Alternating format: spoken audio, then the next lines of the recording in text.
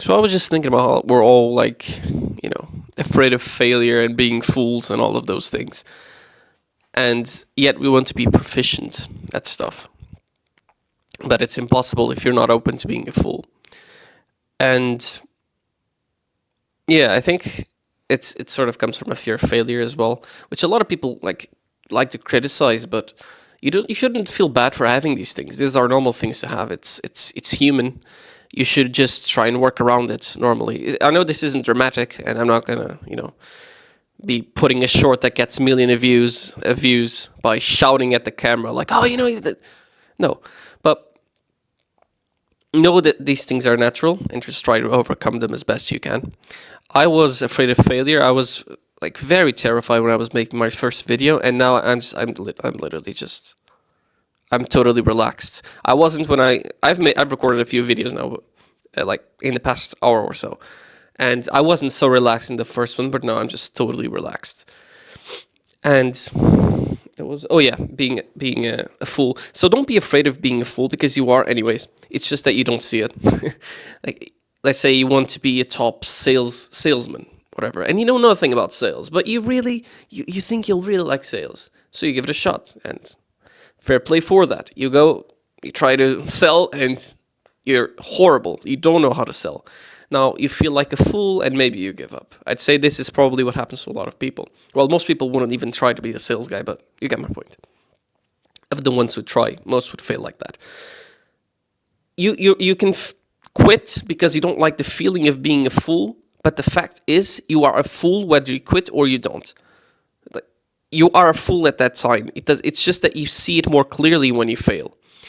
If you've never played football in your life and it's not something that you have any interest in, and fair enough, you don't need to have, you are a fool at football, and that's completely fine. You just don't see it because you didn't try to become good, and you have no interest in it, but you are a fool at football. You just can't see it so clearly, so it doesn't feel bad.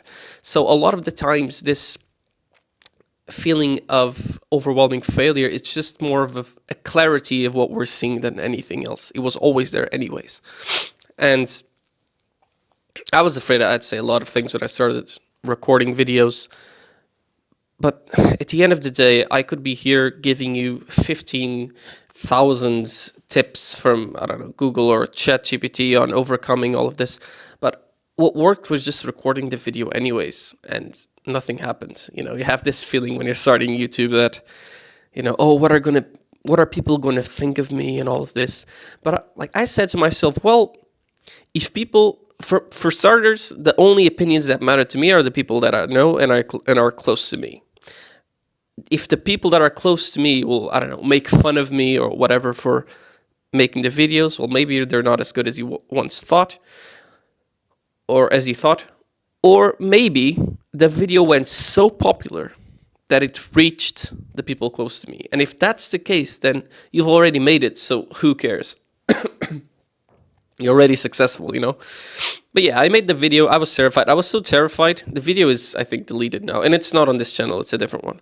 But I think I even said, oh, please be kind in the comments. Like, don't be too mean or whatever. Because I was terrified. I've always wanted to have a channel. And social anxiety was a big wall. Probably the biggest one. That and fear of failure. But I guess they go together. But yeah, nothing happened. Maybe I got I don't know, I think less than 5 views. Like, no one gives a shit. And so far, again, not on this channel, the other one, all the comments have been positive. Or, yeah, I actually think, well, maybe one wasn't, but it wasn't negative either. It was just an insight. The rest of them were all positive, I think. So, yeah, and that's what keeps me going as well. It's seeing, that you can make an impact, even if you're not very knowledgeable, which I would say is my case. You usually always have something that's you do. You always have something that's of value to someone, and just putting it out there and letting people watch it and say what they think is it's just so rewarding. It feels amazing. No amount of subscribers or anything or views, they all felt amazingly good. Not gonna lie to you, they did. And I'm not making money from it yet, so I can't say how that feels. But subscribers and views, they all felt amazing. But nothing felt better than the comments from people saying, "Oh, thanks, I needed this," or "Oh, underrated YouTuber, nice video, amazing video." And it's just, oh, like I can actually make an impact. And maybe it's tiny, but still an impact. Maybe the video that I made people stop procrastinating and just do the assignment they had to do that day. And that feels amazing. And it's better than any like metric of, audience retention or views or whatever, at least for me. Sorry. Pardon me. Yeah. See, I always do this. I always go on a rant, and I forget what the video was about. I think it was maybe not being a fool. Maybe that was it.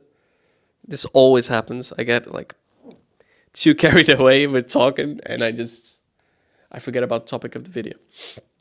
I think it was becoming a fool, or being a fool and becoming a master. Yeah, it was, because I'm talking to the channels. Yeah, but yeah, just realize that we're all fools at most things, or like literally almost everything. Like, how many things are you actually a master at? Maybe zero. I would say I'm zero. I'm not a master at anything. It'll be good to eventually be one day a master at something, but no, it's not just master or fool. You can be in the middle and blah blah blah, of course. But oh my god, I'm a fool at so many things, and so are you. It's just unreal. So we all are. It's just that when you actually try something, you very clearly see that you're a fool and you feel bad for it.